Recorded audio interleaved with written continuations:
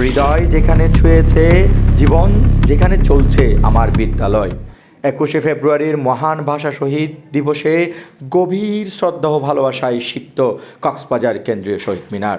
খালি পায়ে পুষ্প হাতে শিক্ষক ও শিক্ষার্থীরা এগিয়ে চলেছে মিনারের দিকে, আবেগ ও দায়িত্ববোধে উদ্দীপ্ত। এই দিন আমাদের মনে করিয়ে দেয় মাতৃভাষার মর্যাদা রক্ষায় আত্মদানকারী বীরদের।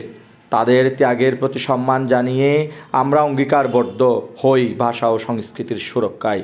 এই দিনটি শুধু সুখের নয়, গর্বেরও, কারণ এটি আমাদের ভালোবাসা ও দায়িত্ববোধের প্রতীক হিসাবে পুরা জাতির সামনে ইতিহাস হয়ে দাঁড়িয়ে আছে।